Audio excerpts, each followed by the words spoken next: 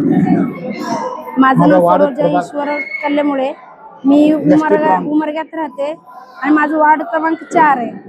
आणि या वार्ड क्रमांक मध्ये आम्ही मसनजोगी, महादेव कोळी आणि बिल्ल आणि मरियाई समाज असे 4 कास्टचे आम्ही राहतो।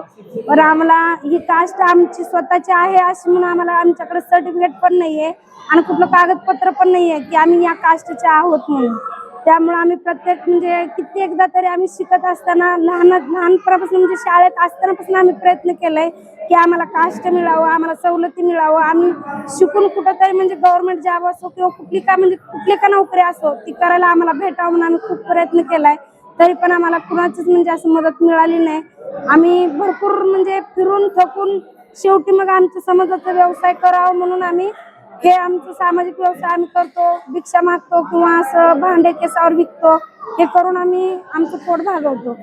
आता ह्याच्या पुढं तरी म्हणजे आमच्या ST कास्ट मधनं, बिल्ल कास्ट किंवा महादेव कोळी कास्ट मधनं आमचा एक उमेदवार आम्ही निवडून दिलाय। मग इथून आमची अपेक्षा आहे की आम्हाला ह्या सगळ्या सवलती मिळावं, आम्हाला कास्ट भेटावं, आमच्या सगळ्या म्हाताऱ्या असो किंवा तरण्या असो किंवा लहान बाळ असो, विधवा असो, आमच्या सगळ्यांना आमचं जी काही म्हणजे मदत होईल आमच्याकडनं तुमच्याकडनं ते आम्हाला तुम्ही करावं ही आमची अपेक्षा आहे। आणि आम्ही म्हणजे खूप कष्ट सहन करतोय, आम्ही एवढं शिकलो तरी खूप कष्ट सहन करतोय। आम्हाला कुणी माझं शिक्षण BA झालंय, माझं BA झालंय, नर्सिंग झालंय, 2 नर्सिंगचे कोर्स झालेत। नर्सिंगचा कोर्स सुद्धा मी मुंबईला केलाय।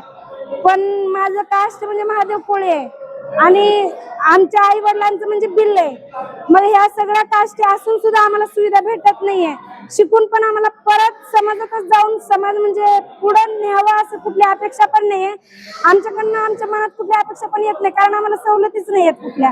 आम्ही पुढे गेलो तरच आमची मुलं पुढे जातील, त्यामुळे आमचं मन खचलेलं आहे, शिक्षणापासून पण खचलंय, समाजात पण खचलंय। आम्हाला कुठल्या सुविधा नसल्यामुळे आम्ही हेच म्हणजे व्यवसाय करतो आणि ह्याच्यावरच आमचं पोट भागवतो। आमचा प्रभाग STचा असून